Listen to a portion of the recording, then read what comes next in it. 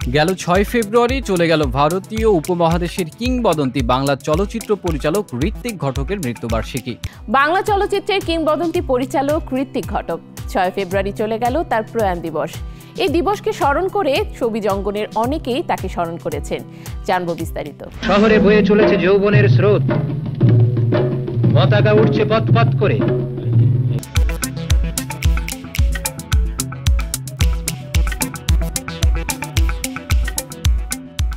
গেল ৬ ফেব্রুয়ারি চলে গেল ভারতীয় উপমহাদেশের কিংবদন্তি বাংলা চলচ্চিত্র পরিচালক ঋত্বিক ঘটকের মৃত্যুবার্ষিকী। ৪৪ বছর আগে ওই দিনে পৃথিবী থেকে চিরতরে বিদায় নেন এই পরিচালক, লেখক, অভিনেতা। নিমাই ঘোষের ছিন্নমূল সিনেমার মধ্য দিয়ে চলচ্চিত্র জগতে পা রাখেন ঋত্বিক। এই সিনেমায় অভিনয়ের পাশাপাশি সহকারী পরিচালক হিসেবে কাজ করেন তিনি। কিংবদন্তি চলচ্চিত্র পরিচালক ১৯২৫ সালের ৪ ডিসেম্বর ঢাকার ঋষিকেশ দাস লেনে জন্মগ্রহণ করেন। ১৯৪৭ সালে দেশভাগের পর পরিবারের সঙ্গে তিনি ভারতের পশ্চিমবঙ্গের কলকাতায় চলে যান। তবে জন্মভূমি ত্যাগ করে শরণার্থী হওয়ার মর্মবেদনা ঋত্বিক কোনোদিন ভুলতে পারেননি। আমৃত্যু এই যন্ত্রণা বয়ে বেরিয়েছেন। এই বেদনারই ছাপ পড়েছে তার সৃষ্টিতে।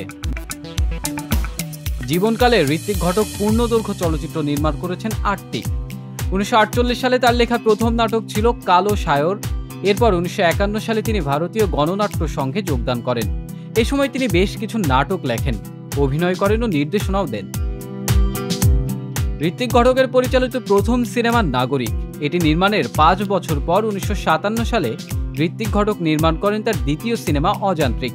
এটি মুক্তি পাওয়ার পর সঙ্গে সঙ্গে চমকে যায় চলচ্চিত্র বোদ্ধার দর্শকেরা। সফল চলচ্চিত্রকার হিসেবে তিনি খ্যাতি লাভ করেন। हमने दरिंदों को पैदा किया। तुम खुद को नष्ट कर सकते हो, लेकिन तुम्हें क्या हक है जीवन को नष्ट करने का?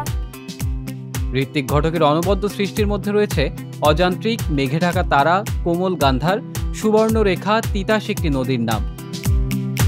১৯৭৪ সালে মুক্তি পায় ঋত্বিকের শেষ সিনেমা যুক্তি তক্ক আর গপ্প। সে বছর যুক্তি তক্ক আর গপ্প চলচ্চিত্রের জন্য জাতীয় চলচ্চিত্র পুরস্কার লাভ করেন তিনি।